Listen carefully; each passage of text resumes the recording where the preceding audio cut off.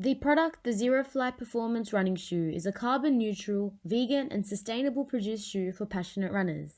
The runner provides ample ankle support and comfort, being made from two highly sustainable materials, Lysocell and 100% recycled kit upper. The brand launching the product, Patagonia, is a sustainable brand with an excellent 40-year-plus reputation in the market. They are a sustainable business, ensuring their products rest on repairability, function, durability, and recyclable products. Therefore, this brand works steadily to protect nature, to do less harm, and better the production of their activewear and performance-enhanced apparel. Let's now analyze our pestle framework. The political factors that affect our shoe are the worldwide political issues of climate change, such as lobbying efforts to expand and promote recycling and recyclable products. Our organisation is positively affected as it is produced in a carbon-neutral manner with 100% vegan and sustainable materials. The ongoing political issues arising of regulating the market to meet stricter laws and lower emissions can favour Patagonia and our product. Economic factors also influence our product, as currently Australia's interest rate is at a historic low of 0.1% in response to the COVID-19 pandemic. As the economy is in a recession, individuals are saving more than they spend, as consumer confidence is low. With low consumer confidence, it could affect the demand for our product, as individuals face uncertainty with income levels, particularly with the rising unemployment of 4.5%. Australia's inflation rate is 3.8%, rising by 1.1% from March 2021. This also negatively impacts our product, as the ideal target of inflation is 2 to 3%. Therefore, this high inflation subsequently leads to higher costs of living, eroding the value of cash and harming the sales of our product. This is a demand curve that shows from D to D1, the decrease in demand leads to a subsequently quantity per week decreasing from 500 to 400. Social and cultural factors also influence our organisation as people's attitudes, behaviours and preferences are changing. The sociocultural theme that has emerged is the natural environment, which positively impacts our brand and product, as Zero Fly running shoe is aligned with promoting natural resources and sustainability. Environmental forces also must be considered, such as climate change and the growing ecological awareness positively influencing our product as mentioned previously, as it is a sustainable business limiting its ecological footprint. Legal factors must also be considered, as well as technological offerings.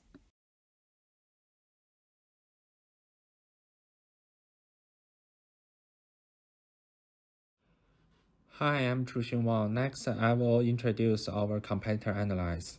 Competitor analysis is to understand the strengths of competitors and their weaknesses concerning the target product, aimed at finding a gap in the market.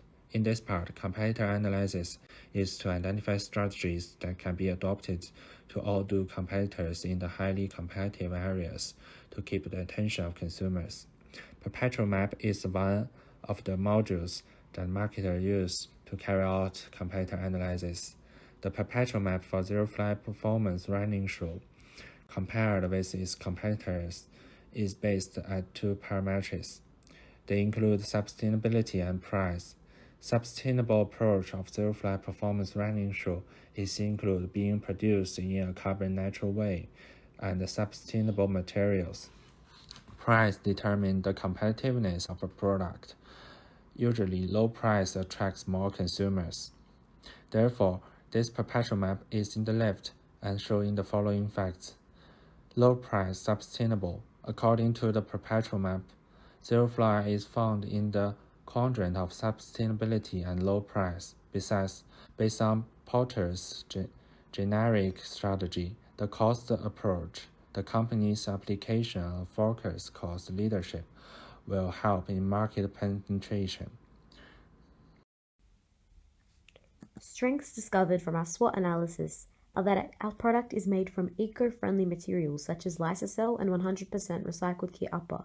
Another strength is that the materials used provide ample ankle support, and the breathable fabric offers comfort.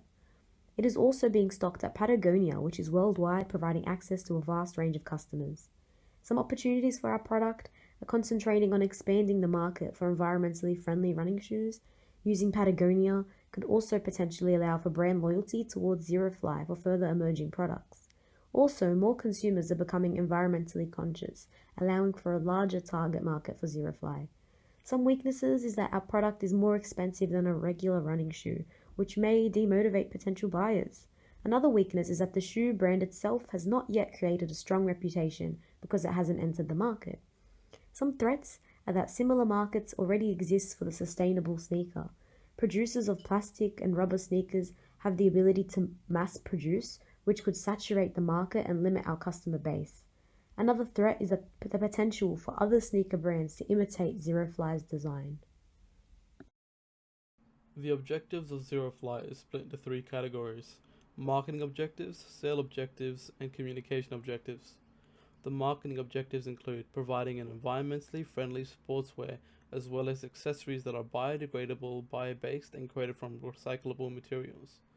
They also seek to promote a sport industry free of petroleum-based plastics and with low carbon footprints by introducing a sustainable, eco-friendly product into the market.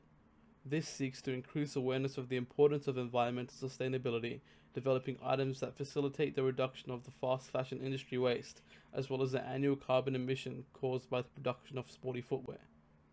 The sales objectives include selling 50,000 units in the first year of availability, with a goal of doubling that amount the following year. Ultimately, the goal is to break even and cover the cost of the highly expensive sustainable resources used in the manufacturing of the product, as well as the techniques of manufacturing that strive for zero carbon emissions. Lastly, the communication objective includes the aim to increase and keep awareness of Winx, the company behind Zerofly, by increasing awareness by 5 to 10% for the next 3 years, as well as reaching a target market-consumer base of 15 to 20% by the end of the 2024 financial year. The reason behind this is that Winx is the first business of its kind to produce a minimally wasteful but also environmentally friendly shoe, aiming at producing zero carbon emissions. Due to the emergence of environmentally friendly products, there may also be an emergence of similar goods on the market from fellow competitors. Winx can maintain a competitive advantage by maintaining awareness with its consumer base, hence the increase of 50 to 20% by the end of the 2024 financial year. Zerofly has created a sustainable alternative to a conventional product, a running shoe that uses vegan-friendly and sustainable materials, thus reducing the amount of wastage and plastic in landfills. Zerofly offers consumers an eco-responsible running shoe unlike its competitors, allowing for reduction of plastic consumption. With the focus of sustainable materials, the product will be targeting customers who are conscious of their plastic footprint and those who fit certain consumption lifestyles, such as veganism. Research on plastic pollution concluded that the annual production of plastic was 381 million tonnes. Zerofly heavily focuses on reducing the alarming global issue of waste. Seeing as 90% of shoes end up in landfill, it is crucial to incorporate as many sustainable materials as possible. The running shoe is aimed to be perceived as a sustainable alternative to regular sneakers. Therefore, emphasis will be placed on Zerofly's eco-friendly procedures that showcase their natural zero-waste process of the sustainable sneaker. In today's society, consumers are becoming increasingly aware of the need for sustainability and demanding vegan-friendly products as a result. Zerofly uses lyocell and 100% recycled kit upper for their sneakers while using biodegradable packaging, enabling customers to perceive the products as environmentally friendly. By stocking our product in Patagonia stores, it aligns Zerofly's outlook of sustainability. Patagonia has 40 plus years reputation of sustainability in the market, reflecting its core values of selling the best product while reducing its ecological footprint. At this moment, Patagonia has not ventured into the footwear market, and therefore Zerofly will be the first performance shoe marketed at Patagonia. It also extends the brand's market reach.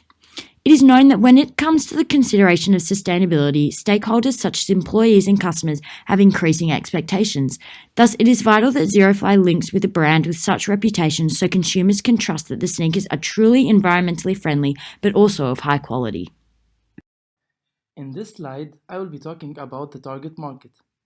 As our product is a running shoe, our target market will be passionate Australian runners aged between 18 to 40 years old, especially those with low to moderate disposable income, who have an active lifestyle, and who enjoy outdoor recreation.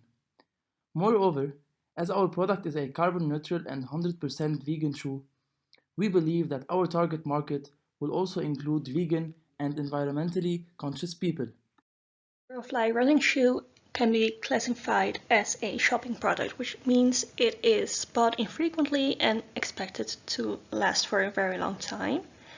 And by using high-quality sustainable materials, the Zero-fly running shoes performs above average on this aspect.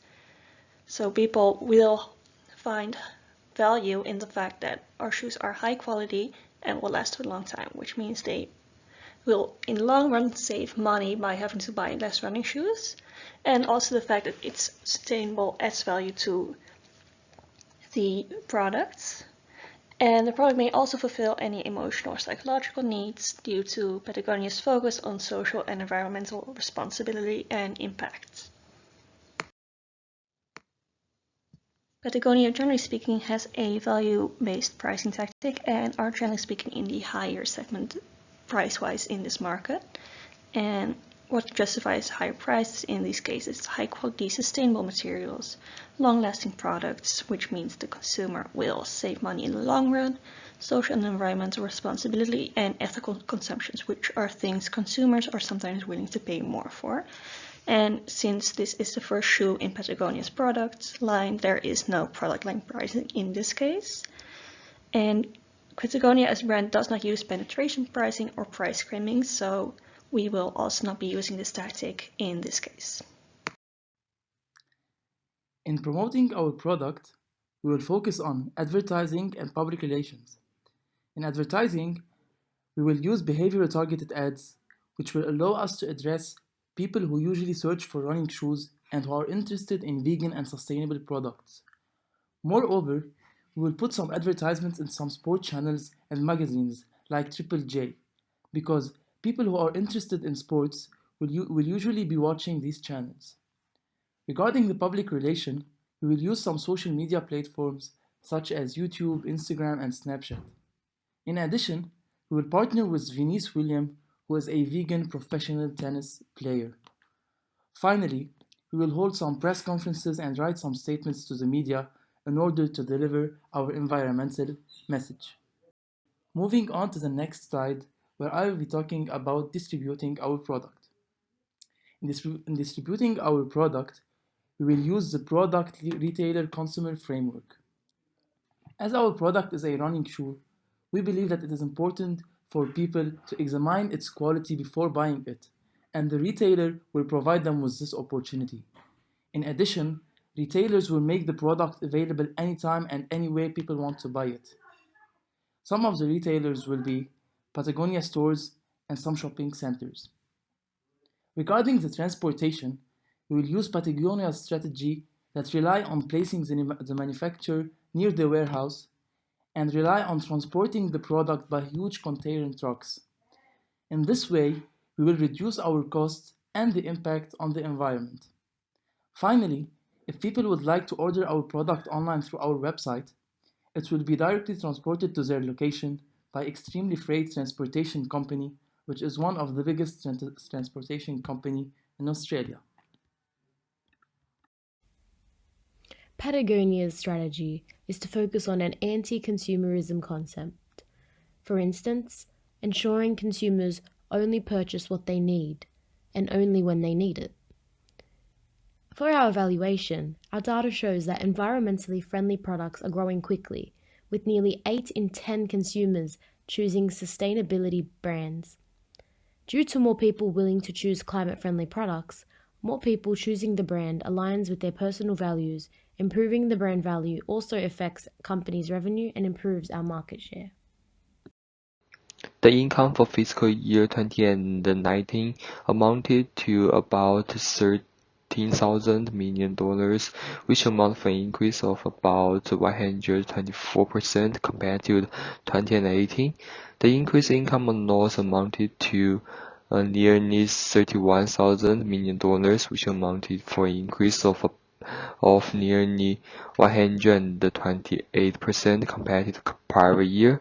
Also, the income for fiscal year 2020 amounted to about $13,000 million, which accounts for an increase of 0.2% compared to 2019.